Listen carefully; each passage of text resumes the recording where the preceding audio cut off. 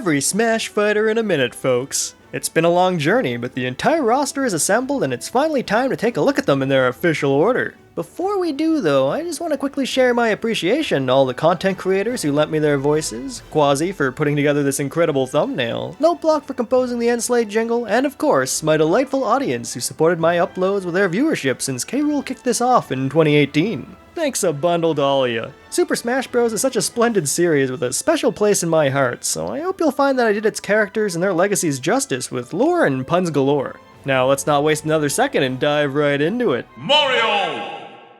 Mario's burning up the battlefield, ladies and gentlemen, and he's throwing out some combos like the 90s never ended. Super Mario 64 was the plumber's latest and greatest adventure when Smash Bros. Kicked off, and while the game built a strong foundation for his moveset, it's just the tip of the power star. His super jump punch harkens back to Super Mario Bros. With an exaggeration of his iconic pose, but Cappy and a few regional coins helped modernize it. From Brawl onward, Mario also added Flood to his ensemble, with the device boasting the squirt nozzle to wash down the opposition. His original down special turned aerial resembles the spin jump first featured in Super Mario World, and his trademark cape also finds its roots in the same game. Mario's given up his old and new taunts, but he's traded them out for a Cappy toss and callback to Club Nintendo. The same goes for some of his old outfits too, but despite trading in his fire attire for something more formal, Mario's always ready to turn up the heat.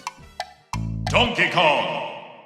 Donkey Kong is ready to rumble, ladies and gentlemen, and he's boasting some refined nostrils fit for a party. The King of Swing grew from a Metro menace into a true competitor, but when he first arrived on the battlefield, a lot of his techniques were original. What he carried over from the country was his ground pound and an imitation of Dixie Kong's helicopter spin. A few installments later, he'd go on to introduce his trademark barrel roll as a dash attack as well. After taking an overhead approach to abducting the opposition for a while, DK's ultimately settled on a cargo throw that calls back to his titular debut, too. Some of his original moves would later go on to find a home in his own franchise. The Giant's Punch, for example, returned to the country with him and helped him bring down the moon. His smash attacks also seemingly slipped into Donkey Kong Jungle Beat's clapping mechanics, which comes full circle now that his final smash showcases the combo barrage he'd dish out against the Kingdom's Kongs. Now that's an accomplishment worthy of applause. Link! Link's taking a whiff of the wild, ladies and gentlemen, and he's letting his luscious locks loose to bring his design into the modern age. The changes carry over into his inventory, too. The hero's bow has been traded in for the Traveler's type, which comes with the perk of letting him pick up stray arrows to double up his firepower, and his standard explosives have been swapped out with the Remote Bomb rune, sacrificing output to trigger detonations at will within a 30-second window. Link left behind his hookshot and clawshot of old for a more close and personal approach to throwing, and he's retired the Gale Boomerang of Twilight Princess fame in favor of something more traditional, forfeiting the wind for increased range and damage potential on its return. If that's not enough change for you, he's even given up the Triforce for an ancient bow and arrow and a callback to Zelda's original Final Smash. Our Hylian hero might have severed a lot of links to the past, but he's taken advantage of Hyrule's oldest technology to bring his best to the battlefield. Samus! Samus is burning up the battlefield, ladies and gentlemen, and that Various suit is ready to take the heat. Her arm cannon is equipped with missiles, which have been around since the original Metroid and Melee, alongside Super Metroid editions like the Charge Beam, Grapple Beam, and Super Missiles. She's also capable of utilizing the Morph Ball to roll around and drop bombs, and can recover with her shockingly strong Screw Attack. Samus' final smash, however, is a Smash Bros. Original, and was first exploited as a means to swap into her Zero suit before Chozo technology became more durable. The Bounty Hunter continues to sport her Other M design featured in the fourth installments, and boasts a wide variety of callbacks with her colors, from her original pink and fusion blue to more modern gravity, light, and dark designs. There's even a reference to Metroid Prime's Power Troopers that replaces her dark doppelganger. There's no shortage of options between her attire and arsenal, but I think it goes without saying that every last one suits her. Dark Samus!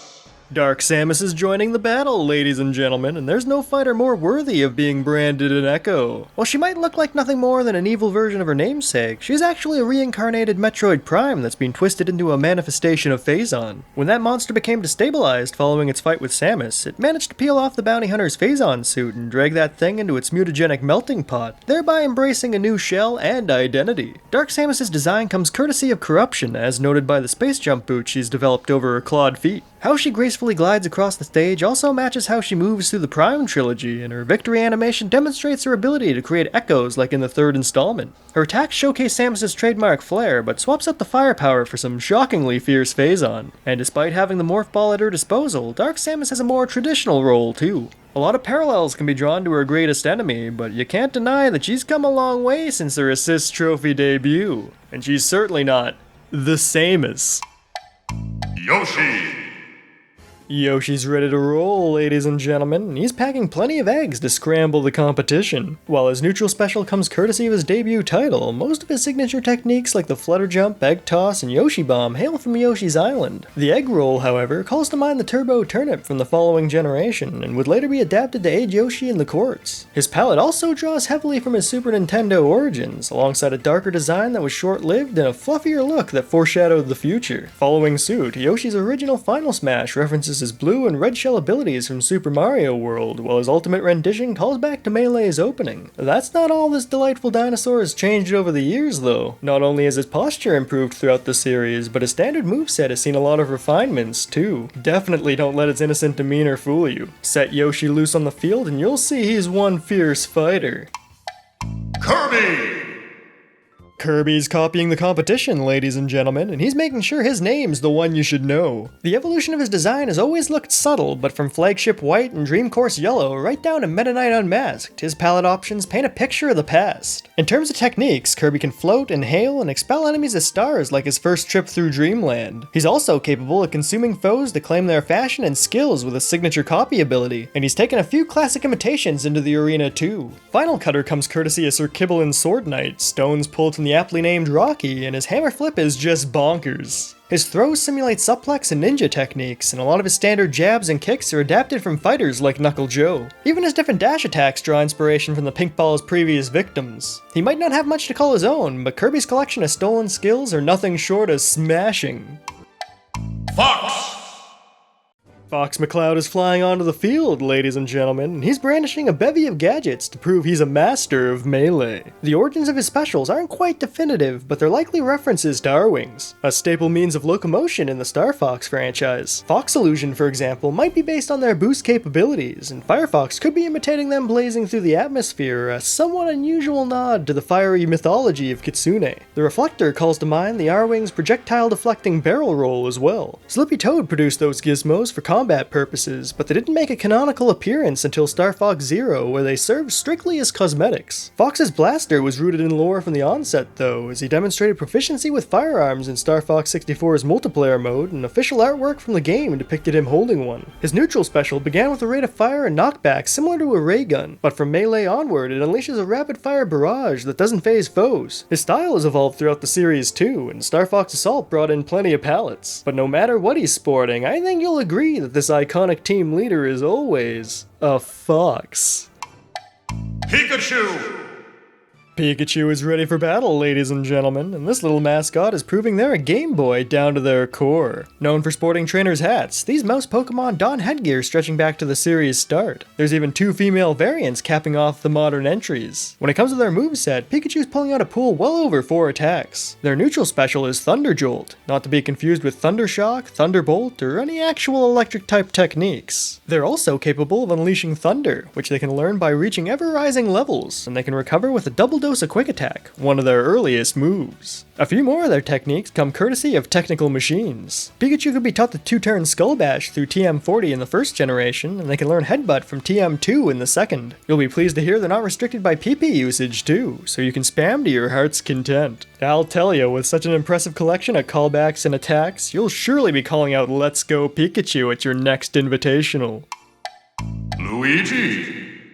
Luigi stepping out of his brother's shadow, ladies and gentlemen, and he's ready to showcase talents that'll leave the competition green with envy. He can deploy emerald fireballs that burn red and launch himself straight and true with his super jump punch. The Luigi Cyclone takes its cues from Mario's Retro Whirl, but the green missile of Melee fame is a move all its own. Since the 4th installments, he also started performing his trademark Scuttle from Super Mario Bros. too. Not only does he boast his classic Fire Luigi outfit, but his wardrobe also includes references to Waluigi, the Atari XE port of Mario Bros, and his brother's pinball attire. His up taunt captures some familiar poses from previous games as well. After pulling himself out of the negative zone, he traded out his old Poltergust 5000 for the Goo rendition that's put to work for both his Final Smash and Grab. It just goes to show you that despite Luigi's history as serving second, he only sucks when it counts.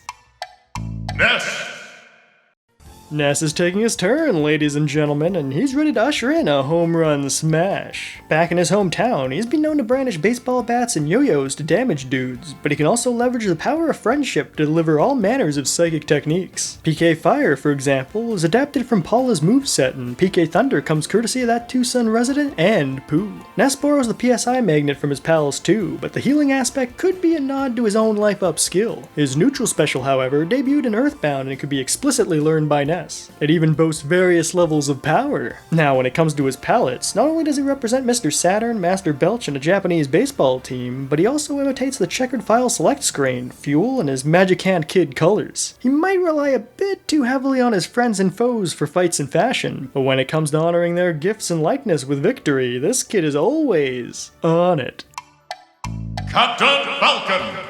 Captain Falcon is racing onto the scene, ladies and gentlemen, and he's pretty keen to show you his moves. Surely crafted in the image of placeholder fighters from the N64 prototype, this pilot features an original moveset that captures the blazing speed of the F-Zero franchise. While his iconic selection of specials has remained consistent throughout the series, his forward smash went from a kick to an elbow and ultimately landed on a back fist, and a few of his other moves became double kicks after his first fight. Even his victory theme changed between Melee and Brawl to reflect his most prominent appearances at the time. In terms of fashion, the Bounty Hunter's wardrobe features a few nods to his fellow competitors in Clone, complete with his own emblem. This trendsetter also boasts the first cinematic Final Smash in the series, which sees his trademark Blue Falcon driving through his hometown to deliver a smackdown. Captain Falcon might run more than he races these days, but the legacy he's built over generations just can't be retired.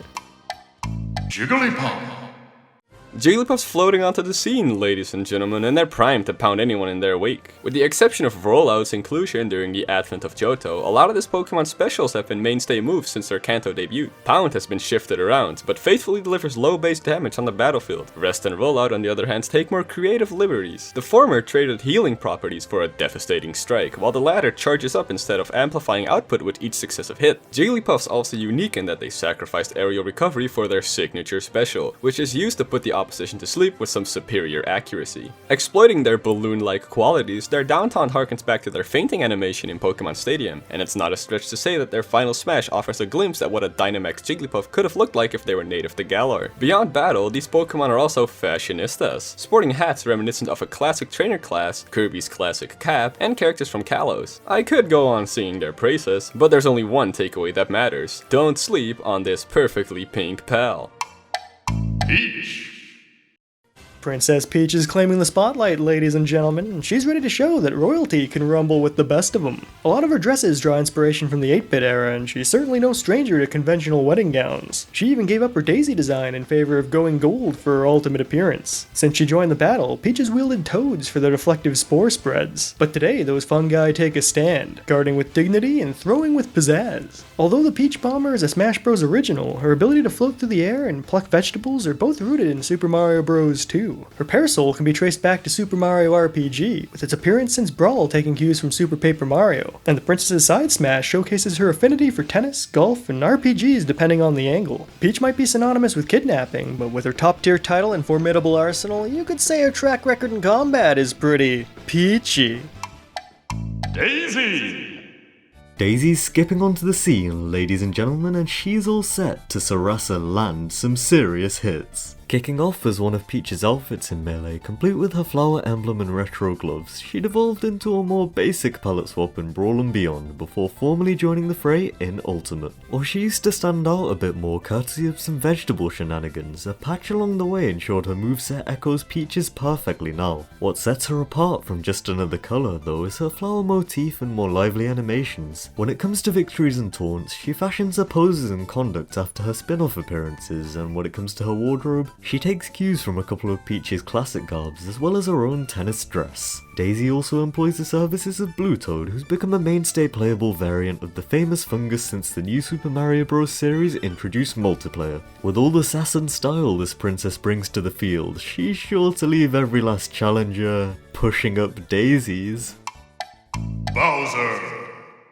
Bowser's feeding his fury, ladies and gentlemen, and he's delivering drop kicks instead of using his head. When the Koopa King first joined the battle and hadn't mastered flying slams yet, he'd claw the competition, which bore a resemblance to the first swipe of the drill claw technique, followed by a punch pose similar to his long-standing side tilt. Breathing fire has been a staple of his moveset since the beginning, but the flamethrower method was first established in Super Mario 64. Additionally, his recovery seems to mimic the Koopaling's shell shenanigans, while the Bowser Bomb comes courtesy of Super Mario Bros. 3. He also brings Giga Bowser into the fray for his final smash, calling back to Yoshi's Island and Super Mario Galaxy 2 with its ultimate perspective and performance. And when it comes to his colors, he boasts the classic Super Mario World design as well as the fake Lost Levels look. Back when he had yellow hair, his red skin used to resemble more of his Mario Golf days too. He might have a history of being trounced at every turn, but just let him shift gears and he'll prove he's still got the drive. Ice Climbers! The Ice Climbers are doubling down, ladies and gentlemen, and after being deemed too intense for portables, they're finally ready to switch things up. When Popo and Nana whip up a blizzard, for instance, they combine their might to strike ahead rather than hitting both sides like they did in the past. In terms of references, the duo have plenty up their sleeves, too. Their neutral special is reminiscent of the Toppy's hole-plugging ice shards, while their final smash features both a polar bear and condor from their classic adventure. The Ice Climbers palettes pull inspiration from the original box art and include different instances of damage. Even their poor sportsmanship is a callback to when they'd failed to scale mountains. It might have been an uphill battle developing characters with just one title under their collective belt, but you can sum it up to Mr. Sakurai and his team for producing a concept that's truly a pinnacle of creativity. Sheik! Sheik's slinking in from the shadows, ladies and gentlemen, and she's impassioned to crush the competition. While her needles have remained consistent throughout the series, the same can't be said for the rest of her design. She's fashioned her outfit around the Stealth series from Breath of the Wild, and even boasts colors reminiscent of the different dyes that could be applied to them. For her appearances in Melee and Brawl, she could transform into Zelda at will, but since the two characters have been split, she swapped out the ability for a Nanquan technique dubbed the Bouncing Fish. She used to flaunt a chain with all the bravado of a Belmont too, but she upgraded the burst grenades to give her side special a little more flair. In terms of moves with canonical origins though, Sheik leverages Deku Nuts like she did in Ocarina of Time to vanish, and although she's traded out her bow for the Sheikah dance, she used to fire a light arrow for her final smash as well. With such a mastery of ninja skills and tools at her command, you can say she can really hold her own. Zelda! Zelda's bringing the sass, ladies and gentlemen, and her redesign certainly delivers it with class. After a few performances as a Twilight Princess, she's pulling some inspiration from Link's old connections to liven up her presentation. She's able to summon a phantom similar to the one she inhabited as a spirit, but this time around she assembles it behind her in 6 stages with a delay that offers more flexibility. The rest of her specials come courtesy of the Great Fairies and harbors the power of some notable figures. Nayru's Love wraps Zelda in a blue crystalline barrier that deflects damage, and Din's Fire enables her to whisk concentrated flames across the stage for calculated explosions, which is a far more tactical approach than letting it all loose on the spot like Link. She's also skilled at executing Ferora's Wind, teleporting without having to manually set warp points, but unable to travel the distance of a dungeon as a result. While she might have shed the Sheikah skills from her first 2 appearances, Zelda has more than enough wisdom to seal the deal. Dr. Mario!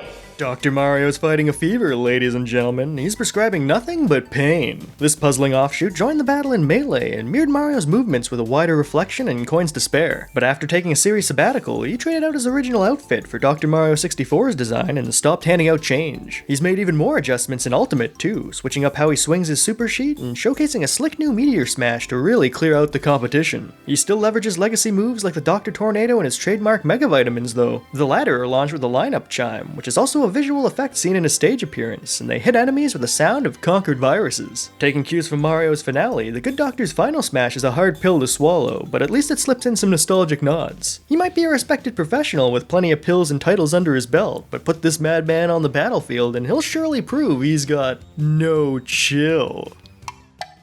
Pichu!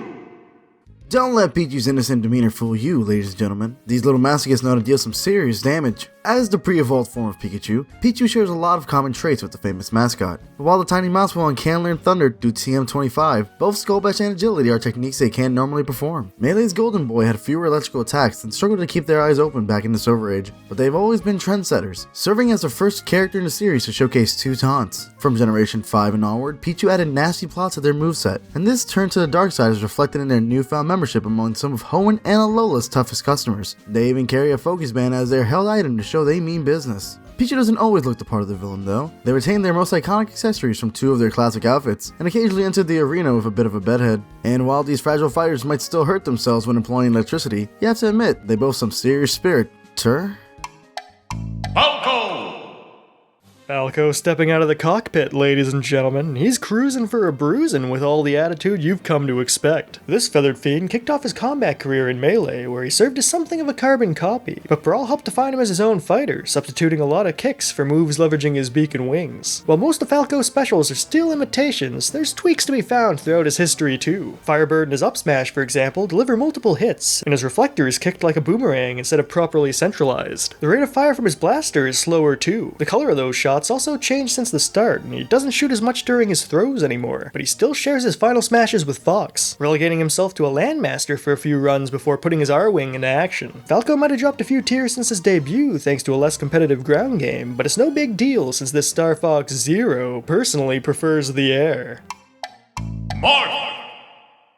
Marth's bringing his legacy to the battlefield, ladies and gentlemen. He's really set the stage for Fire Emblem folks to follow. Shieldbreaker not only references our blue-haired lord's classic attack animation, but also his rapier's ability to pierce the defenses of armored units. His counter also reflects how combat is performed in the Fire Emblem series, wherein a target has a chance to strike back against their attacker if they're within range on the overworld map. His recovery draws inspiration from the Swordmaster class's critical hit animation in Thracia 776, while his Dancing Blade bears a resemblance to the Astra skill from the Holy Wars and would be retroactively granted to him in future titles. Despite Marth's debut game being remade and localized on the Nintendo DS shortly after Brawl, it wouldn't be until Ultimate where he traded in his native tongue for English. Shadow Dragon is where he pulls his ultimate outfit too, but his Exalted Falchion remains modeled after its original appearance. Unlike other renditions of his blade though, the tip is where it delivers the strongest strikes. If that doesn't make sense to you, try facing this fighter in the field and you'll surely get the point.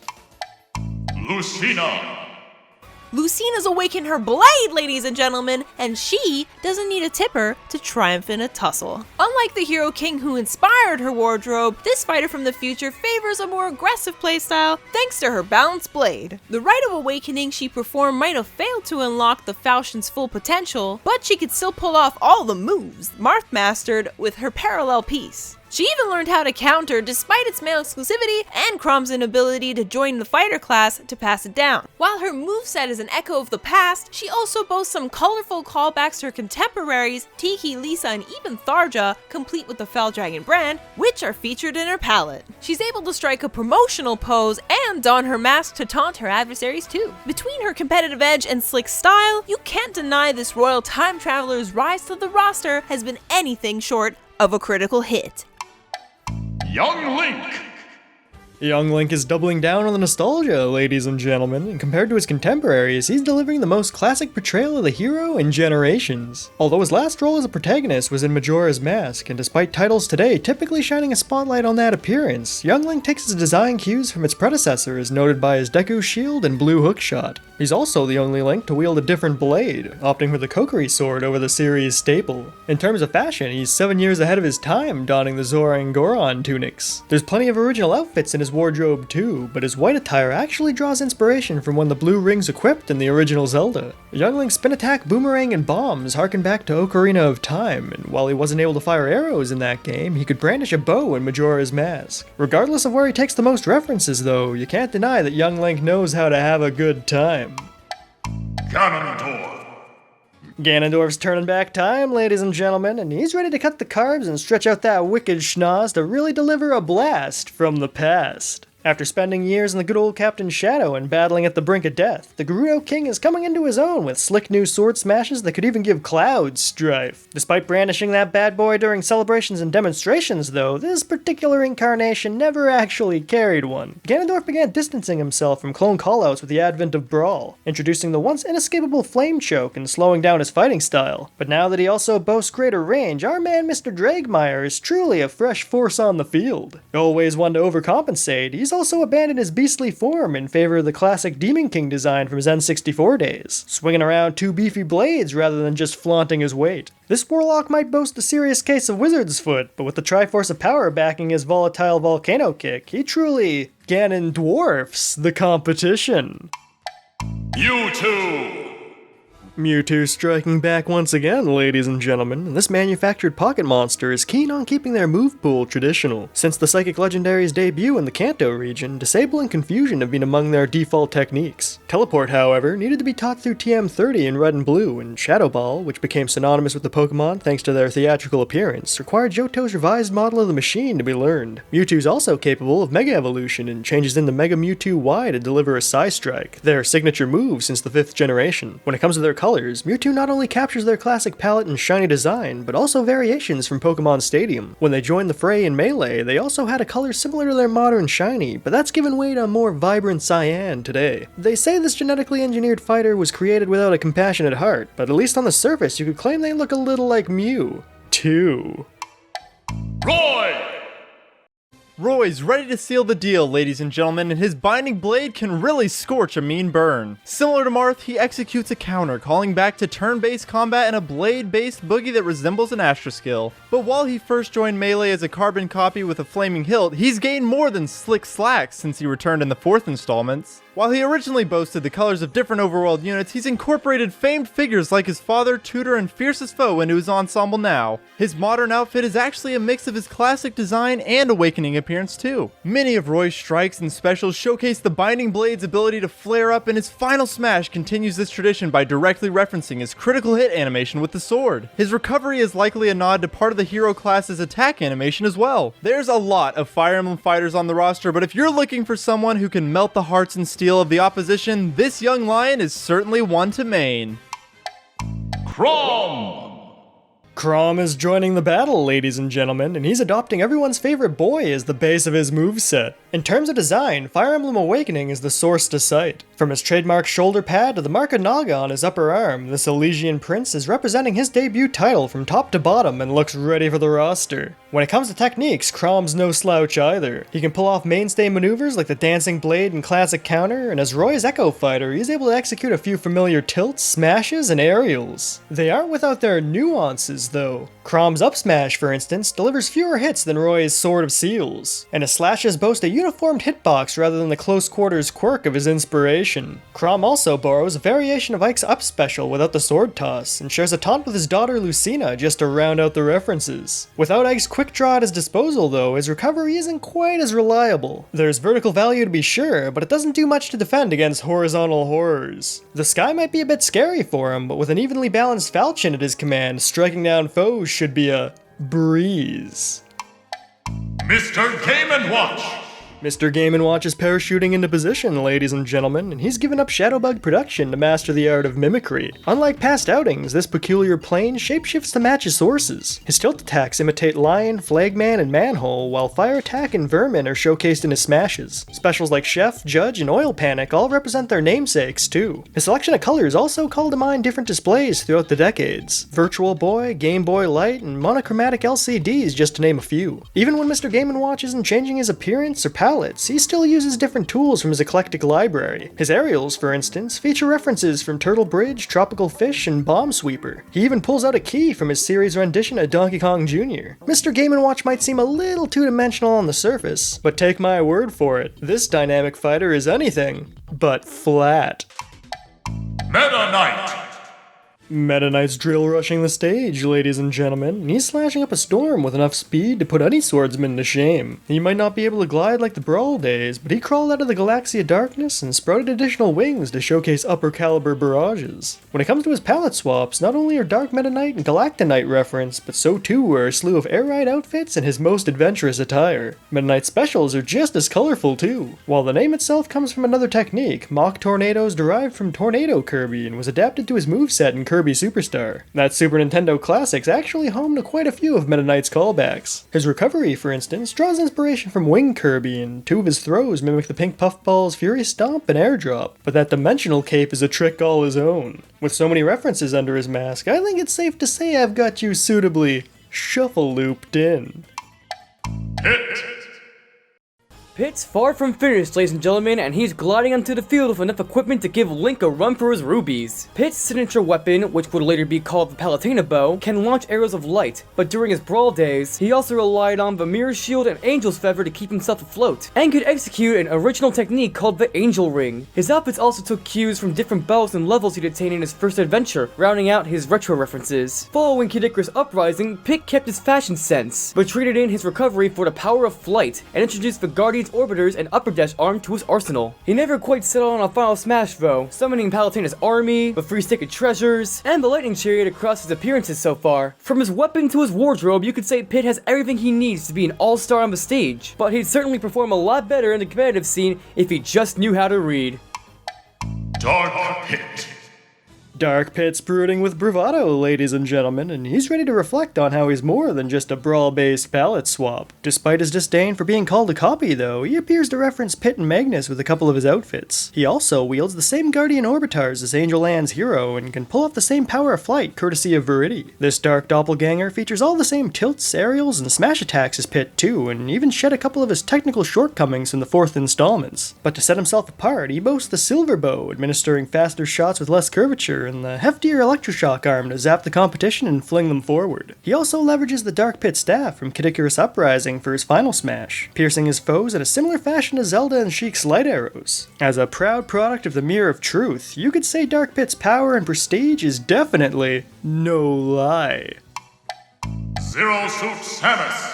Zero Suit Samus is sneaking onto the scene, ladies and gentlemen, and she's ready to whip the competition into submission. This bounty hunter stylish onesie and orange outfit take their cues from Metroid Zero Mission, while her blue variant comes courtesy of Metroid Fusion, and her red suit bears a resemblance to her original leotard. Her classic Final Smash saw her regenerate her power suit through a crystal flash of sorts, but she swapped that out for a ride in her gunship that ultimately changed to donning her familiar armor and firing a Zero Laser atop the vessel. While her Plasma Whip was original to Brawl and used to be incorporated into more of her moves, her emergency pistol, now dubbed the Paralyzer, was introduced in Zero Mission, where it delivered stunning charges. The blue after images in her flip jump also call back to the subtle effect Samus gives off while jumping in that GBA remake. The 4th installment's diversified her moveset further with new equipment, bestowing the boost kick and a new side smash. I think it's safe to say that if you can't hold your own on the battlefield, she'll surely give you the boot. Wario. Wario's whirling up a waft, ladies and gentlemen, and he's sporting different wares to show you he cares. While his primary biker getup comes courtesy of WarioWare Mega Micro Games, half of his wardrobe still features his overalls dating back to his Game Boy debut. He even dons a couple classic Mario callbacks, too. When it comes to combat, his trademark shoulder tackle served as his forward smash in Brawl before becoming a dash attack, and while he's been a biker since the 90s, the motorcycle in his side special hails from the GBA. Wario's been known to gape his maw and do a lot of chomping in his time, and he's able to perform some pretty wicked wild swingdings too. Ever a master of disguise, his alter ego has been featured in his Final Smash since the beginning as well, preserving the touch transformation method but switching up the delivery style by its 3rd appearance. Wario might be a bit twisted, but you can't deny he's got some smooth moves. Snake. Snake sneaking back onto the roster for another brawl, ladies and gentlemen, and he's sporting a slick new logo alongside a selection of suits. But while his darker attire brings Guns of the Patriots to mind, the bulk of his wardrobe actually comes from Big Boss's camouflage collection. As a master of CQC since his Series 1 Solid, Snake is bringing back his iconic chokehold while preserving his 3-hit combo and tactical roll from Sons of Liberty. And although he isn't brandishing any of his signature firearms, he's still packing plenty of grenades, C4s, and Nikita missiles to keep the proceedings explosive. Snake rides his familiar Cypher, introduced in his second Solid outing, but he's left the Claymores behind this time around in favor of a smashing new move. He's also traded in his slow and methodical grenade launcher for a multi-homing missile launcher that can really sting the competition. They say war never changes, but it looks like everyone's favorite soldier of fortune is at least open to a little change. Ike. Ike's been pumping iron, ladies and gentlemen, and he's outfitted right to fight for his friends. When this mercenary first joined Brawl, he donned his Ranger class attire from Path of Radiance, but swapped it out for his Hero class garb from Radiant Dawn, before ultimately embracing both. He might have shed the Chrom color on his way to the Switch, but he's kept the callbacks to the Black Knight and Grail throughout his appearances. The blue flames that replace the baseless red from his humble beginnings draws inspiration from the climax of Radiant Dawn, and he's also the first of the Fire Emblem fighters to have his his counter be a canonical skill learned in his games. While his neutral special is original and shares its explosive qualities with our boy Roy, Aether is one of Ike's signature techniques and its first half is featured in his recovery. His quick draw resembles one of his critical hit animations too. If brandishing a blade like Ragnar with just one hand didn't make it clear, you could say Ike's muscle and moveset packs plenty of soul. Pokemon Trainer. Pokemon Trainer wants to battle, ladies and gentlemen, and once their eyes are locked, they just can't go for mercy. Modeled after Red and Blue's silent protagonist and boasting his fire red and leaf green design, this champ joined the fray in Brawl with Squirtle, Ivysaur, and Charizard before taking a break and returning with Leaf in Ultimate. The trainers have palettes that match other gym challengers throughout the generations, while their Pokemon reference a few in-game sprites and shiny variations. When it comes to those pocket monsters, Squirtle kicks off the cycle and has more confidence than before, surfing along the ground instead of crawling and leveraging more water-based attacks. This tiny turtle Pokemon employs Withdraw and Water Gun for their side and neutral specials respectively. Both are stable techniques they learned early in a lot of regions, but neither works quite like they do in their mainline games. Water Gun, for example, deals minimal damage rather than knockback, while Withdraw strictly boosts defenses without any offensive utility. Squirtle's recovery is pretty true to form though, and sees them call on Johto's HM Waterfall to rise up. Ivysaur also pulls 2 specials from their debut move pool. Vine Whip is incorporated in their recovery as a tether and crops up just about everywhere else, while Razor Leaf is a projectile dedicated to one input. A couple of their moves also deliver spores, which is surely inspired by the nature of bulbs and some of their powder-based status techniques. Wrapping up their specials is Bullet Seed, a multi-hitting attack that first appeared as a TM in Hoenn. It could originally last 5 seconds back in Brawl, which could be a nod to the move's ability to strike up to 5 times. It seems like a pretty curious pick when there's so many grass attacks throughout the franchise, but it's thematically fitting for one dubbed the Seed Pokemon. Last and certainly not least, Charizard rounds out the party and boasts a longer legacy on the battlefield. They appeared in the first 2 games as a Pokeball summon and formally joined the roster with the Pokemon Trainer in the third. Although Flare Blitz was a technique that debuted in the 4th generation, Charizard didn't add it to their repertoire until their solo appearance on the Wii U and 3DS. As history would have it, the HM Rock Smash originally served as their side special before being swapped to down and ultimately omitted. This Flame Pokemon can also use Fly to recover, and despite giving up their glide after Brawl, they learned Seismic Toss to still grant them a little airtime. When Charizard isn't fighting alone though, all 3 of them feature Pokemon Change as their down special, cycling between one another like in a traditional Pokemon battle. This used to be more critical for the trio as they had a stamina mechanic where they grow tired the longer they fought and needed to be swapped out to replenish their strength. Their final smash, Triple Finish, also showcases more classic moves with the likes of Hydro Pump, Solar Beam, and Fire Blast. The lattermost was also featured alongside Dragon Rush in the 4th installments with Mega Charizard X. Although they have to rely on a trainer to guide their actions in the field, you could say Squirtle, Ivysaur, and Charizard's moves are always super effective. Diddy Kong. Diddy Kong's cartwheeling into battle, ladies and gentlemen, and he's brandishing some serious firepower. While they don't charge or have the same faults as their Smash Bros. Models, the Peanut Pop Guns and Rocket Barrel are staples of Diddy's arsenal, making appearances in the country and Mario sporting events. He used to pair them together for his final Smash too, but opted to rely strictly on the latter for his ultimate finisher. Bananas are also pretty prominent in Diddy's life, and while a direct correlation can be made with Lanky's peels in the climax of DK64, it's not much of a stretch to say his down special finds its roots in the Mario Kart series. Diddy's references aren't just offensive though. One of his taunts is reminiscent of his trademark hat toss, and not only does he boast a few multiplayer variations from throughout the franchise, but he also features a few colors that call back to Dixie, Kiddy, and Donkey Kong Jr. Diddy might have hung up his shades a long time ago, but as you can clearly see, he's still a mean sidekick. Lucas. レディーズ&ジェントルメン、ノーウェイから来た少年がバトルフィールドで自分の家を探しています。今まで習ったこともない動きを今使っています。リュウカは確かにネスのように動く上、なんかスペシャルをクマトラからパクっているようですが、今回は姫様から助けをいただいているようです。犬は心のサポートをしているようです。あと、ダスダの蛇のようなロープとシャツを借りてスタイリッシュになってますね。リュウカの他の衣装もいろいろなレフェレンスを表しているようですね。ドラゴとボニーのロゴからクラウスのマスクをつけているやつのコスプレなどなど、アリーナに入るときサータンの谷でもらったコーヒーテーブルまで乗ってきてるんですよ。お母さんへのヒントも3つ現れましたよね。動物と喋れるところなどいろいろ見られましたよね。リュウカはネスとクマトラの真似をしているだけのようですが、よくこの何もない目の中を見れば、ただ頑張っている子供が必ず見えますね。Sonic.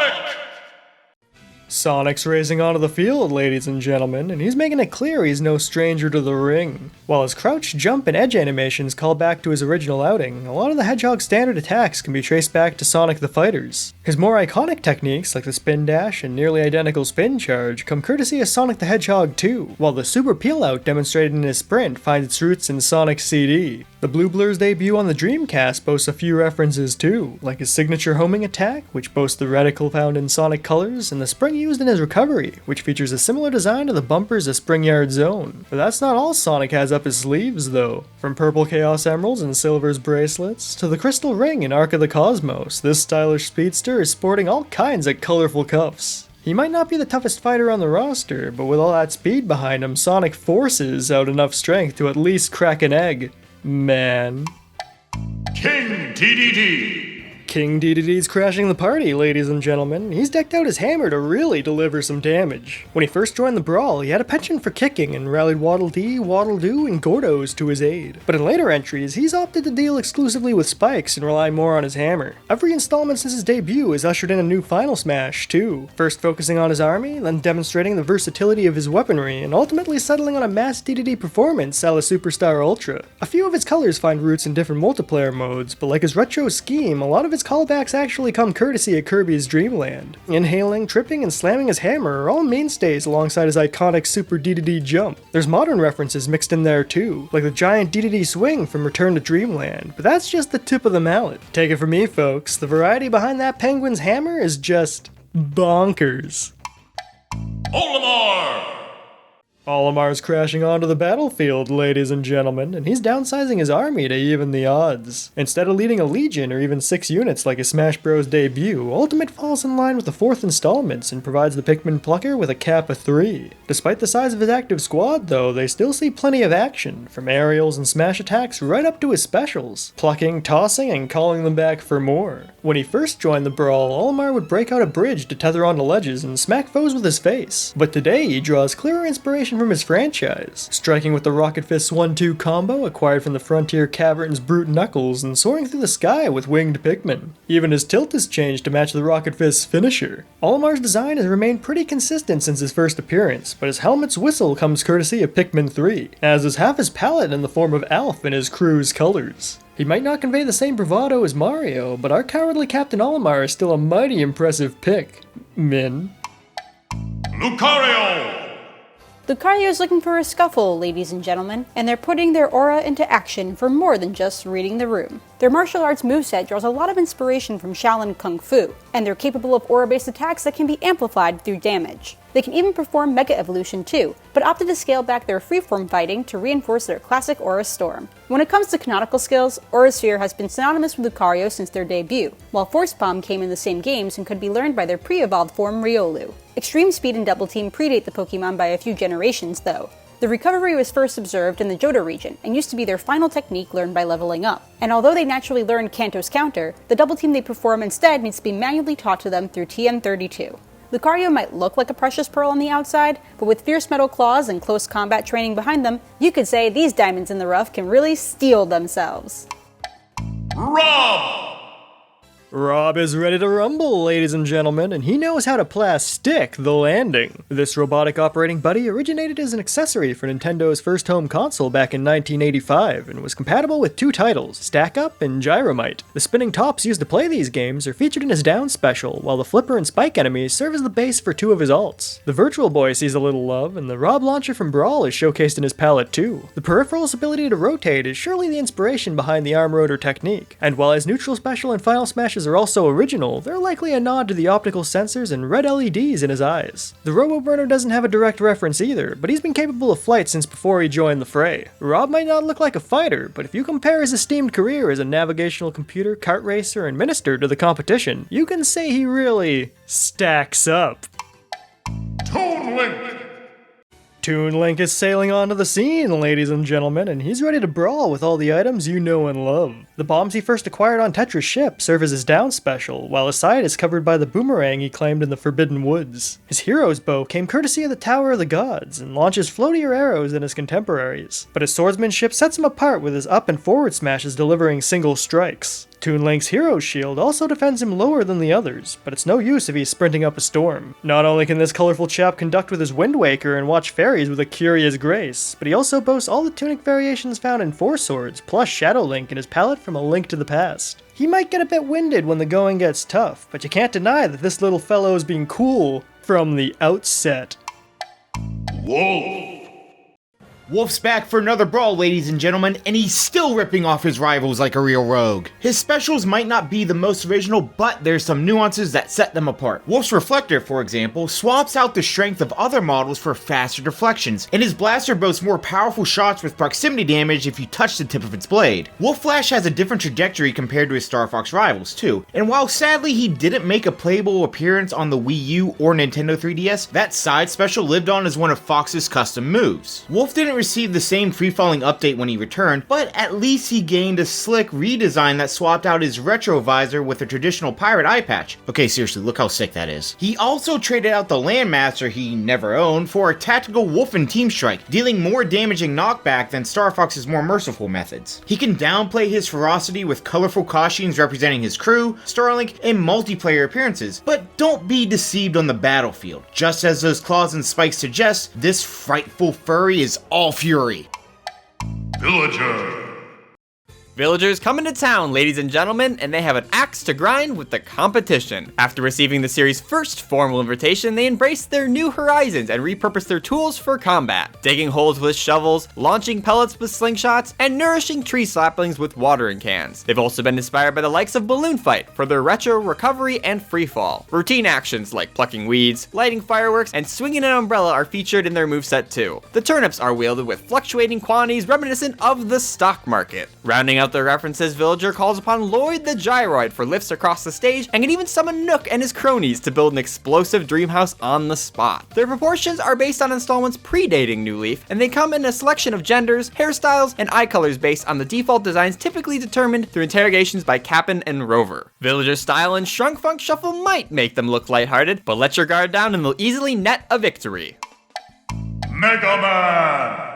Mega Man is warping into action, ladies and gentlemen, and he's ready to prove he's a real robot master. Not only has he painted himself in a few familiar palettes, but he's also leveraging weapons from throughout his titular series. The Blue Bomber's Sliding Kick, Top Spin, Hard Knuckle, and Rush Coil all hail from Mega Man 3, but Mega Man 2 is home to his Air Shooter and most of his specials, Metal Blade, Leaf Shield, and Crash Bomber. The Mega Buster serves as his neutral jab and aerial, while his airborne tilts deliver Slash Man and Sword Man strikes. He's also capable of launching a black hole bomb to initiate his final smash. With the exception of his charge shot, Mega Man's smash attacks mimic his opponents outright. His down smash, for example, dispenses pillars of fire fashioned after Flame Man, and he imitates Spark Man's needles and charging stance for his up smash. He kinda copies Ryu too, with the Mega Upper that debuted in Mega Man 2, The Power Fighters. Now say what you will about his wily replications, but with an arsenal like that behind him, this super fighting robot is really powered up. Wii Fit Trainer.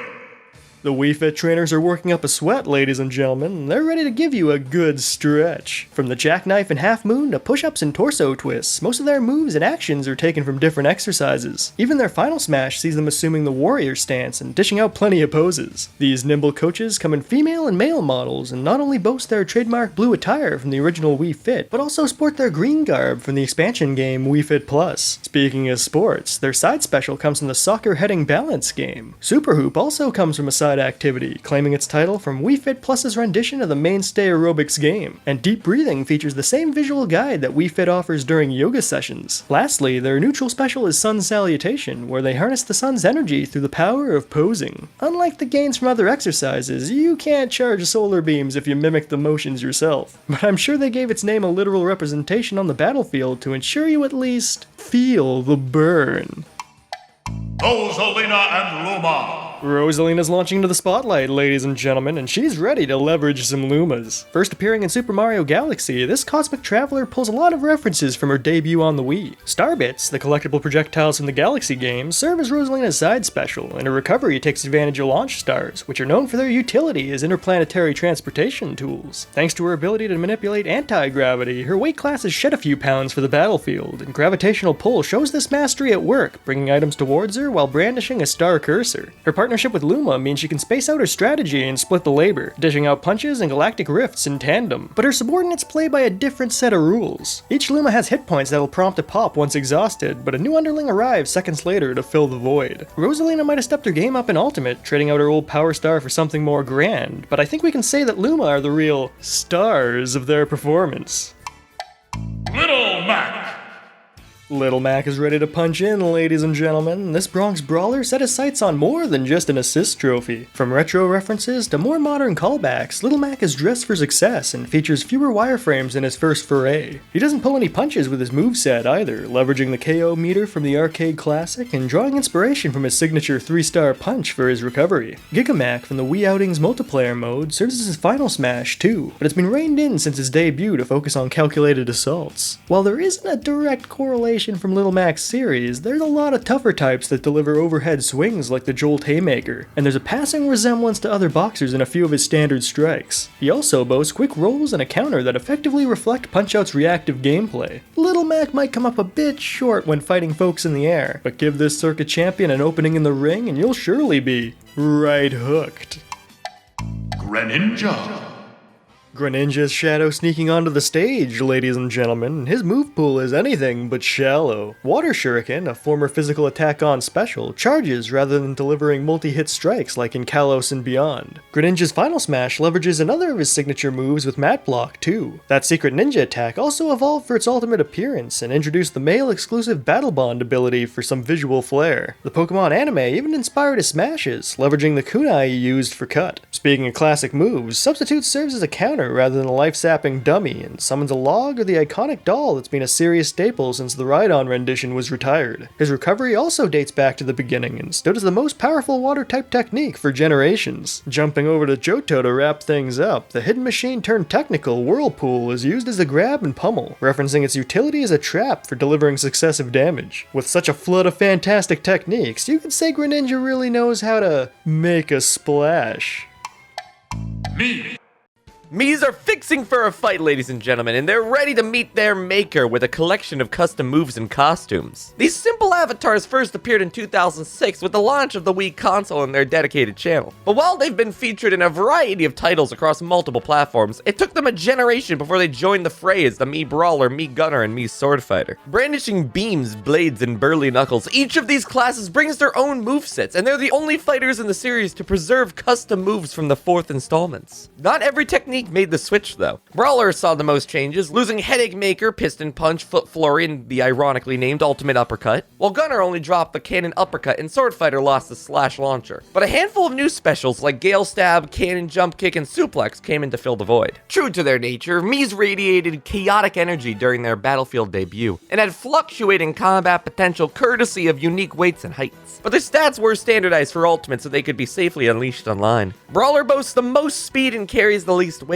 Swordfighter sits firmly in the middle of the road, and Gunner brings the greatest heft with the slowest style despite shedding their backpack between games. Some of these techniques and taunts spread across these Miis are adapted from existing fighters on the roster. The hero spin of Swordfighter's fame, for example, harkens back to Link's trademark twirl, much like their shared skyward slashes in half of Link's side, while Gunner's up smash calls to mind Samus's own, which is to say nothing of her down tilt charge shot and, missiles and bombs. Notes were taken from Mario's cape for Swordfighter's reversal slash, while Brawler's feint jump and exploding sidekick draw inspiration from Zerasuit Samus and Captain Falcon. Some of Brawler's specials seem to harken back to a couple kingly fighters too. The counter throw, for instance, appears to take cues from Geese, and the Flash Mach Punch bears a resemblance to a technique employed by Ryo. That being said, Gunner still copies the most folks, thanks to Ness's PSI Magnet and Fox's Reflector also coming into play. Breaking conventions, these mighty Miis forego traditional palette swaps in favor of custom names and a gaggle of garbs, running the gamut from traditional themed outfits to roster references and cool cameos. And while they can slip on just about anyone's face, their default designs feature the likeness of guests B, C, and F. They might not be able to put on equipment anymore, but they've been granted a selection of spirited voices for a little verbal variety too.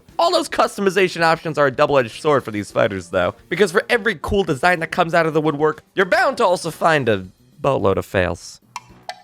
Palutena. Palutena is lighting up the stage, ladies and gentlemen, and she's bringing her best for the ultimate performance. When the Goddess of Light transitioned from divine intervention to full-on fighter, she showcased customization with a suite of powers from Kid Icarus Uprising, ranging from explosive strikes like Angelic Missile and Celestial Fireworks to movement options like Lightweight and Jump Glide. With custom moves being cut for the Switch installment, Palutena settled on her default specials with some tweaks. Her counter and reflect barrier, for instance, were merged into one contextual technique, and Explosive Flame was brought back to fill the void. Her final smash is a combination of the Black Hole and Mega Laser powers too. When it comes to her wardrobe though, Palutena doesn't just take cues in the 3DS entry. She also sports a couple classic looks from her appearances in the original Kid Icarus, from in-game, the manual, and standalone art. Factor her glistening staff, mirror shield, and goddess wings into her extravagant ensemble, and you could say she's all light. Pac-Man! Pac-Man hungers for battle, ladies and gentlemen, and he's satisfying his cravings with punches and pellets. He's consistently cruised along Pac-Dot trails to crash through his foes, but while he used to eat power pellets with the side of Super to initiate his final smash, he skips the treats today and just picks up speed. His neutral special charges through a sequence of bonus fruits, a key, Galaxian, and a bell. Mappy also provides the trampolines in Pac-Man's recovery, and Galaxian's sequel introduced a tractor beam using his grab. The series make appearances in Namco Roulette 2 alongside a gauntlet of other sprites and sound bites throughout the studio's history. The fire hydrant Pac-Man drops is a standard hazard, and while he can shift into his classic wedge form, his core design is inspired from Pac-Land too. Some of his palettes even boast the wing shoes. What really demonstrates Pac-Man's power though is his smash attacks featuring Inky, Blinky, Pinky, and Clyde. It's unclear how this yellow devil rallied his rivals as weapons, but one could imagine it involved a rather toxic quid pro quo. Robin! Robin's bringing the thunder, ladies and gentlemen, and these awakened avatars are brandishing books that'll really shock you. Garbed in callbacks to warriors and mages that preceded them, these tacticians set themselves apart from other Fire Emblem fighters with the durability of their arsenal. They're armed with a Levin sword and a variety of elemental tomes, but each weapon is finite and discarded after a few uses. Unlike with their books, the Levin sword smashes and aerials are swapped out with a bronze sword so they aren't left defenseless during their cooldown. Manipulating magic is where the Robins really shine though. Elwind is put to work for their rapid jab and recovery, while their side special and standard jab cast Arc Fire. Neutral special delivers El Thunder, Arc Thunder, and Thoron depending on the level of charge, and although they aren't able to use the tome without a class change, Nosferatu serves as their down special. Rounding out the Robins, their final smash demonstrates Awakening's pairing mechanic, and despite Chrom joining the cast in Ultimate, he still shows up to lend a hand. With that kind of loyalty paired with all their tricks, it's clear these talented tome tycoons know how to tip the scales.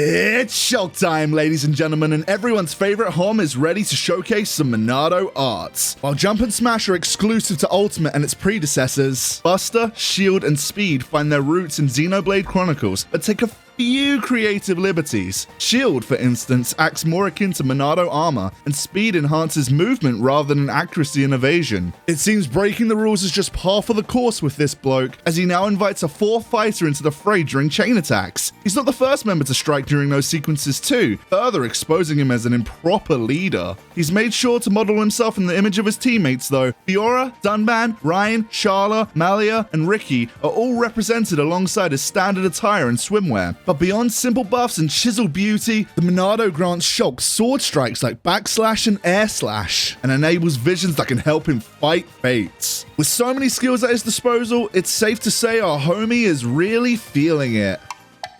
Bowser Jr. Bowser Jr. is racing onto the scene, ladies and gentlemen, and he looks to be in good company. The Koopa Kids showcase 8-player Smash in style with an additional 7 skins, each featuring a different member of the Koopalings. Despite being different shapes and sizes though, they all share the same attributes thanks to their junior clown cars. While a larger variety found its roots in Super Mario World, this mini rendition first appeared in New Super Mario Bros. Wii, and it's loaded with all sorts of gadgets. Grinders, airship cannonballs, and big steelies can be launched from its mounted sides, and the Mecha Koopas can be deployed from the front. Obscure items like forks and drills can be utilized too. It's even fitted with boxing gloves and wheels that call back to Mario Kart 7. Aside from garbing his classic Shadow Mario disguise, Bowser Jr. sports a Hammer Bros mallet for defense. And while the Koopalings traded those in for their signature wands, all of them utilize the Eek Hammer for their pummel. Truly, these Koopalings know their weaponry, but drop them into the battlefield and you'll know the drill. Duck Hunt. Duck Hunt is diving into the field, ladies and gentlemen, and they're not shooting down the competition alone. This title-turned character is a celebration of the NES Zapper and its compatible software from the Nintendo Entertainment System. The duck is one of many that can be executed for points, while the dog served as the player's partner, sniffing onto the scene, collecting fallen foul, and snickering whenever shots were missed. Duck Hunt's clay shooting mode is showcased through their side special, while their neutral comes courtesy of a minigame from the brand label. And if those unconventional projectiles aren't enough, the Wild Gunman can also be called in to provide cover fire with their own unique output and draw times. They aren't likely to net you any KOs or sustain much damage of their own, but they can deliver some serious support when summoned as a squad. Even the reticle sees some action in the fighter's specials and smash attacks. With all that firepower on display, I think it's safe to say hunting's never had a season with these crazy characters. Ryu!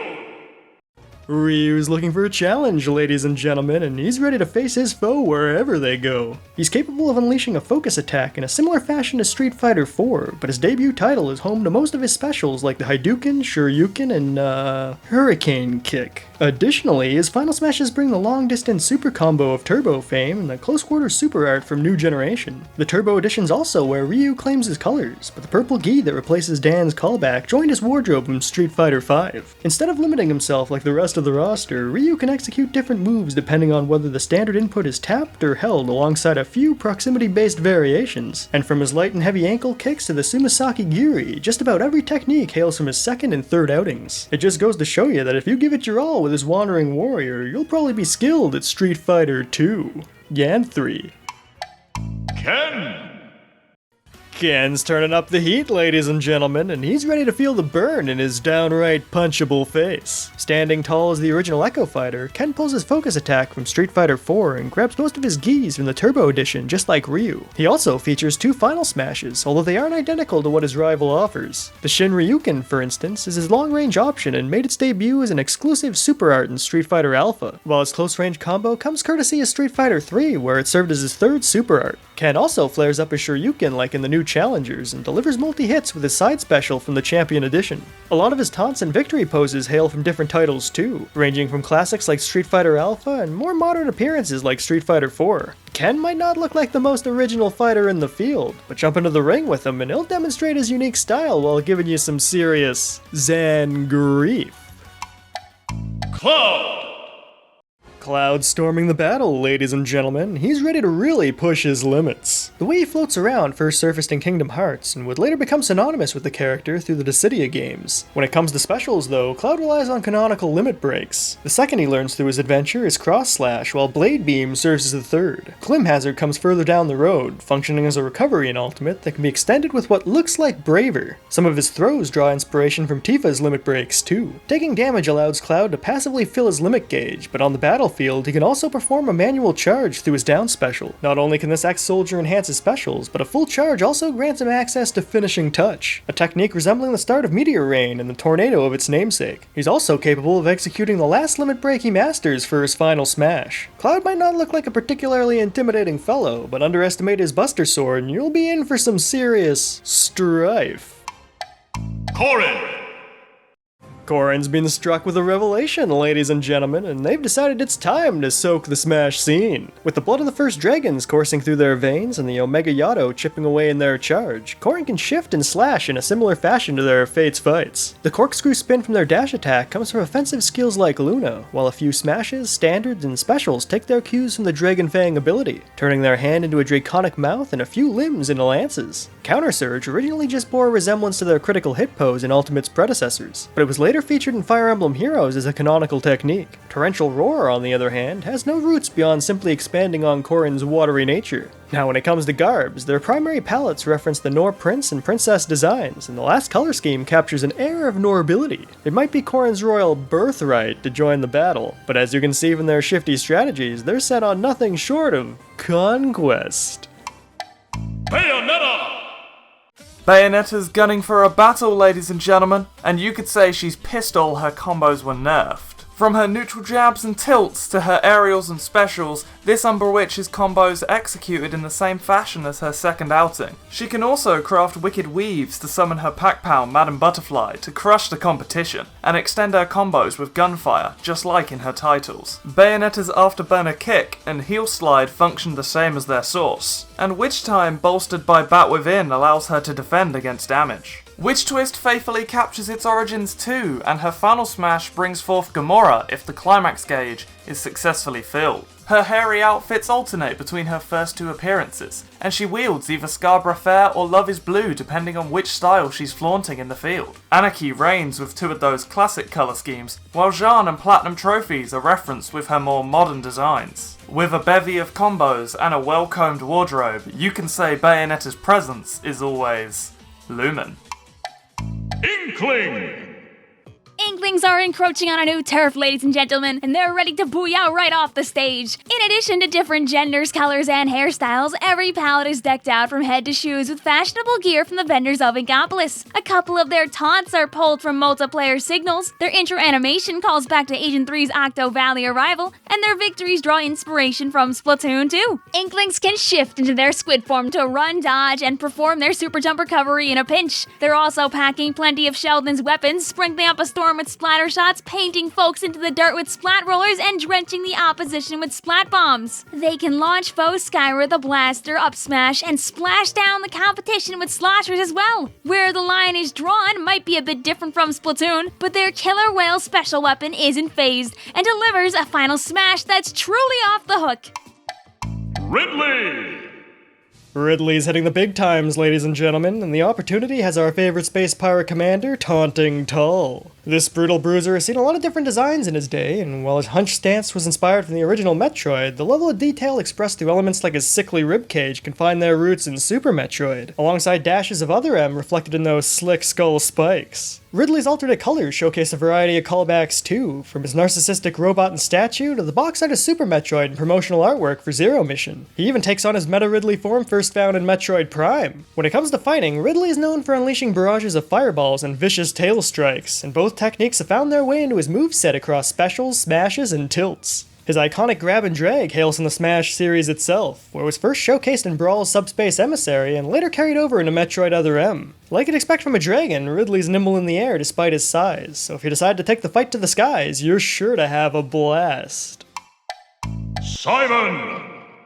Simon Belmont is lashing out, ladies and gentlemen, and he's doing it right with his trademark whip, the Vampire Killer. That chain link rope is maxed out with Morning Stars, giving it some swell range both on and off the ground. It can also latch onto ledges and wiggle up a worthy defense against projectiles like in Super Castlevania 4. Not one to come under-equipped, Simon has some sub-weapons dating back to his debut too. Axes that can be tossed in arcs, crosses that swing back around, and holy water that ignites into red flames. Or firebombs if you abide by early American censorship. He even pulls out a dagger for a literal upper cut. Simon's appearance blends together the barbaric attire of the original Castlevania with armor reminiscent of his second quest, and ultimately matches his modern design that later came to Grimoire of Souls. How this vampire hunter moves also calls back to the character's origins, with a jump that strikes his classic pose and his iconic strut that looks just as goofy as it did back in his glory days. Simon hasn't preserved his brutal knockback though, so it's safe to say no one should Grand Cross this guy on the battlefield.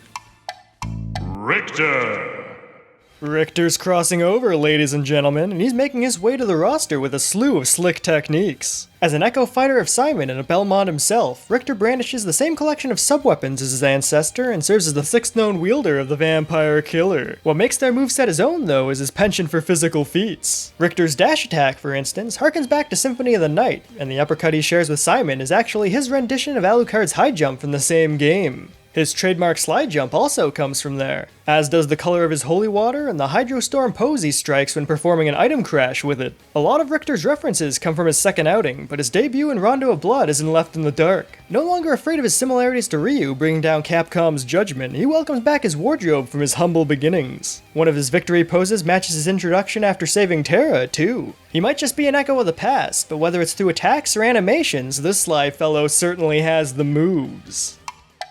King K. Rool! King K. Rool's coming aboard with colorful callbacks, ladies and gentlemen, and he's ready to crush the competition. This crazed crocodile donned a few different costumes over the years, but he's breaking out the classic crown and cape combo for his battlefield debut. And just like during his ship deck scuffle, he can toss his regal headgear like a boomerang and repel damage with his gold-plated gut. K. Rool's neutral special sees him sport his captain's hat and mystifying blunderbuss from his second outing, and he puts on the propeller pack from the third for a little airtime. Even Donkey Kong 64 sees a couple references, with one of the Kremling's boxing gloves and the Blast-O-Matic Final Smash recreating the title's game over sequence. He also strikes a familiar pose from his time on the Game Boy and delivers his own spin on a few of Donkey Kong's classics too. King K. Rool might not run like he did back in the 90s, but you could say his tactics today are anything but K-lumsy.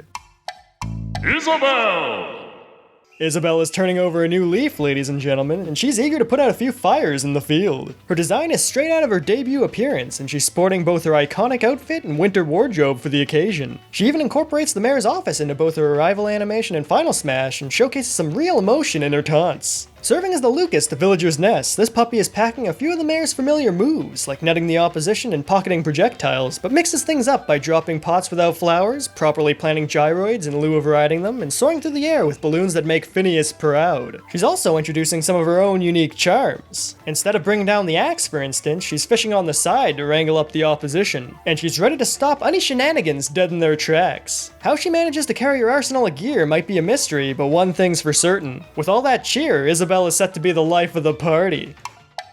Incineroar! Incineroar is entering the ring, ladies and gentlemen, and they're playing the part of a heel with plenty of pizzazz. Not only are these Pokemon showcasing a variety of professional wrestling techniques and putting their competitors on the ropes, but they're also making an effort to pose for the fans whenever they unleash a beatdown. Their series sees plenty of love in their repertoire too. Revenge was a move first featured in the 3rd generation, and allows the user to deal double the damage if the enemy struck them first in the same turn. Cross Chop is something of a golden standard among fighters, and it's the last move Incineroar learns from leveling up. But although its legacy is long, its accuracy isn't exactly perfect. Last but not least, Incineroar's exclusive Darkest Lariat makes their moveset something special, and its dark Z-powered variation has been maxed out to really deliver a final smash. With so much strength, speed, and style wrapped into their performance, it's no surprise everyone wants to throw down with them.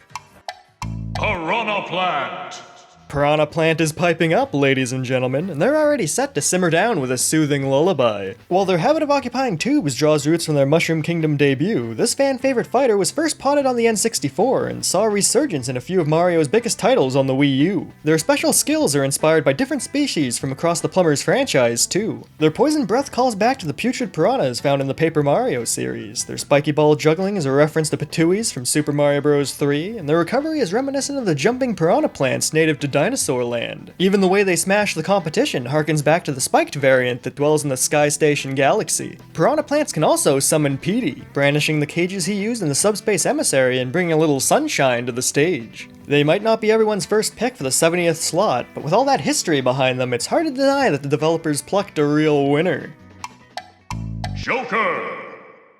Joker stealing the show, ladies and gentlemen, and he's arriving on the scene not only in academic attire, but also his metaverse threads coated in a couple base colors. In terms of techniques, he's bringing a few skills alongside his signature persona. Without Arsene support, he can whip out a grappling hook and unleash a light curse on his foes. Joker also laughs in the face of Bayonetta's bullet arts, brandishing his own airsoft replica gun like a Squid Kid with a dually, and can use Rebel's Guard to demonstrate the damage drop that comes from defending during battle. Once his rebellion gauge is filled and Arsene joins his side, he gains literal wings of rebellion that give a nod to the new Confidant spiel, alongside a heavier, more expensive curse and a couple of support skills his persona can only learn through skill cards or fusions. Package all that in with his final smash and victory animation straight out of Persona 5, and it's clear this fighter's no joke.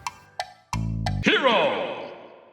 Heroes are flooding the field, ladies and gentlemen, and there's a lot to unpack with this gaggle of guys. There's 4 base designs taken from the 11th, 3rd, 8th, and 4th games, alongside 1 palette swap each to represent more protagonists. Even the remaining mainline heroes have a chance to shine with the colored cast during their final smash, too. These heroes boast a few familiar strikes from Sword Fighter's past, but in terms of specials, they pull out plenty of spells courtesy of a menu-based command system complete with an MP gauge. The Field Magic Zoom made its debut in the first Dragon Quest, while the second introduced Kamikaze, but it was the third installment that saw the biggest surge of mainstay spells, Kaswoosh, Bounce, and Clang among them. Frizz and Kefrizzle also originated there, not to be confused with Sizzle, which saw its start in the original. In addition to burning baddies, the heroes can also put folks down for a snooze and unleash more elemental skills to shock and freeze their foes into submission. With so much sorcery to mull over, you could say these Dragon Warriors really deliver the oomph that'll psych you up.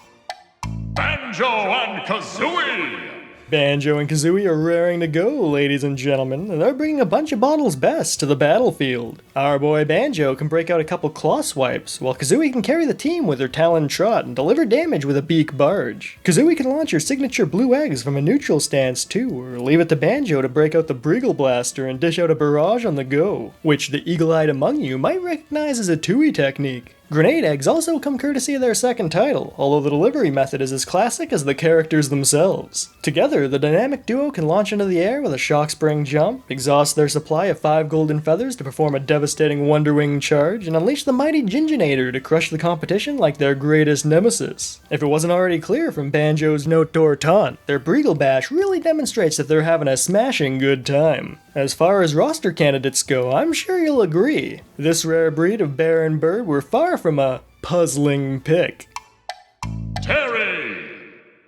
The King of Fighters has come to compete, ladies and gentlemen, and he's harboring some rather fatal fury. First appearing on the Neo Geo, Terry Bogard's capable of unleashing round and power waves alongside his classic rising tackle and a bevy of tosses. Burning Knuckle and Crack Shoot have been around since the beginning too, but Power Dunk surfaced a little later in Fatal Fury 3. He can also deliver power charges in a real bout and demonstrate his wild ambition with neckbreaker drops. From his classic console cap in the original trilogy and default alt from both franchises, to his more recent blank hat and anime plate, you can say Terry's one stylish fighter too. After he's amassed enough damage, you can also unleash his desperation move Buster Wolf and Power Geyser if the right inputs are registered, which is to say nothing of his final smash breaking out Triple Geyser as well. Factor Terry's ability to counter out of block on top of his offensive options, and you can say this guy can really Bogard.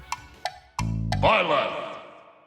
Byleth's in the house, ladies and gentlemen, and this esteemed professor is ready to school the competition. The Sword of the Creator is their weapon of choice, granting not only their tether-like recovery and a bevy of whip-like strikes, but also the combat art behind their final smash. Byleth utilizes a couple other heroes' relics, too. They use Dimitri's Erdbar, for example, to deliver lance jabs and swings with ranged strength if hit with the tip, and Claude's Fail Not is put into action for a neutral aerial and special that can launch arrows with 2 levels of charge, although it demands commitment once set in motion. Representing all 3 houses proudly, they can also break out Edelgard's crest weapon, Amir, to crush foes with an earth-rattling, super-armored special. In terms of colors, Byleth represents their students and house leaders well, and even dyes their hair with a little divine intervention. Shady shifts aside, this avatar unit might look like just another blue-haired warrior, but with the power of a goddess on their side and relics at their disposal, it's clear this Fire Emblem hero has a few bones to pick. Min Min! Min Min is arming herself for battle, ladies and gentlemen. This humble Noodle House hostess is coming for you. Unlike traditional Smash fighters, Min Min leverages both the A and B buttons to deliver punches with her left and right arms respectively. Even while airborne, her tilts and smash attacks can be delivered this way too. To compensate for a neutral special being standard strikes with a different arm, her Smashing Good Somersault kick delivers its signature deflective properties, and quick taps of the A button unleash a bevy of kicks. While the dragon is always equipped on her left, Down Special swaps between her standard selection of arms for her right. She can double down on dragons or dish out the arcing Ram Ram and shockingly slow Megawatt. Throws power up her left arm too, enabling more powerful beams, and when it's not an aerial tether, her recovery is dictated by how long it's held on the ground. Finally, her final smash delivers a rush, but rather than dishing it out alone, she calls on the Arms League to administer a thorough thrashing. Min Min might miss you up close, but let her establish a little distance and you done. Steve! Steve is axing for a fight, ladies and gentlemen, and they're breaking new ground with their selection of skins. In addition to Minecraft's leading avatars with their default tennis, Scottish, and Swedish outfits, there's also enemies like the zombie and Enderman among their wardrobe. Together, these low-resolution warriors can place dirt, oak wood planks, stone, and iron blocks that decay at different rates. Not only are they armed with traditional weaponry like a sword, axe, and pickaxe, but they can also put flint and steel to work crafting fires, cast a rod to ensnare foes and launch them with a piston, and do a little resource mining to craft more powerful tools. Donning the Elytra wings enables them to take to the skies, while pulling out an anvil will send them crashing to the ground. They can dump buckets of lava at their sides, lay rails to ride minecarts, and even drop TNT that can be detonated with a trail of redstone dust and a pressure plate too. Say what you will about the stakes, but all those crafted goods are surely recipes for success. Sephiroth. Sephiroth's poised to share some despair, ladies and gentlemen, and his massive Masamune is just longing for battle. This former first-class soldier is capable of executing Shadow Flare, which has been a series staple since Final Fantasy III and part of his arsenal across multiple titles. The form he took when he first used the move, Safer Sephiroth, makes an appearance as his final smash, too. Additionally, he can counter with Scintilla, which has been a technique synonymous with the character since Dissidia Final Fantasy, and he can also deliver an Octaslash seemingly adapted from Zack. As for his design, that wardrobe comes courtesy of Final Fantasy VII, while his single black wing first unfurled in Advent Children. His shirtless skin, on the other hand, was featured in his final showdown with Cloud, and could also be selected in Dissidia as the Executioner outfit. Sephiroth might have a reputation for fighting dirty and getting the drop on his adversaries, but deep at his crisis core, this one-winged angel can really soar. Pyra, Mithra. Pyra and Mithra are looking sharp, ladies and gentlemen, and they don't need a driver to leave their competition in the dust. These Aegis incarnations rather appropriately boast the blade specials from Xenoblade Chronicles 2 as their special moves. Pyra can execute her level 1 Flame Nova, level 2 Prominence Revolt, and level 3 Blazing End, while Mithra boasts Photon Edge, Lightning Buster, and Ray of Punishment, which also features Golden Country's Chroma Dust when held. Both of their level 4 specials serve as their final smashes too, and showcase their plucky protagonist pal Rex. That Salvager can also be summoned to cheer them on, just like he does during cinematic attacks. When it comes to fashion, Mithra actually sports the massive melee outfit rather than her default design. The pair can also blend together with their Numa palette and confound their foes with the Mithra-style Pyra and Pyra-style Mithra Aux cores. With style, speed, and strength on their side, you could say these two blades are truly fighters for the Aegis. Kazuya.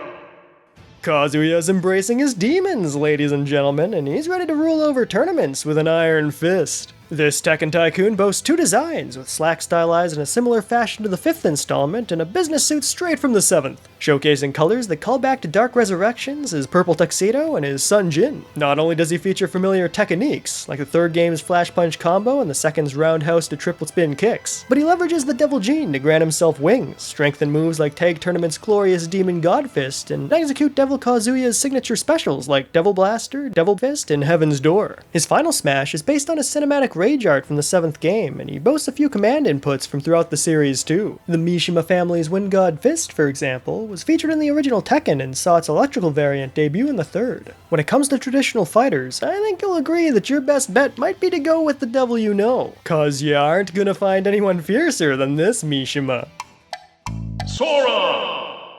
Sora's unlocked the last slot, ladies and gentlemen, and this lightweight lad is brandishing the key to victory. Not only does he boast a timeless design with his debut dimensions, but he's also decked out with duds from throughout his Kingdom Hearts appearances. As a Keyblade wielder, Sora can belt out his standard 3-hit combos alongside other skills like Hurricane Blast, Finishing Leap, and Magic Flash. Speaking of magic, he can cycle through Faraga, Blizzaga, and Thundaga with his neutral special too. His up taunt also features a few familiar cosmetic spells like Stopga, Araga, and Kiraga. Aerial Sweep is another trademark special that functions as a recovery, and his down special draws inspiration from his guard and counterattack. Sonic Blade also serves as a side, featuring the lock-on mechanic, but delivering a few strikes shy of a full performance. This Disney dude might seem a bit goofy, but considering he's the champion of the famed Fighter's Ballot, you can at least say Sora's not a nobody.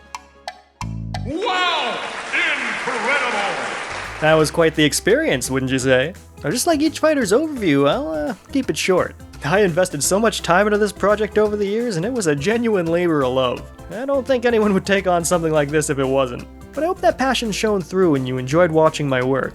Between my videos and the game itself, here's to hours well spent with what I'd like to call the best franchise in the business. And thanks again for watching. I'll see you next time.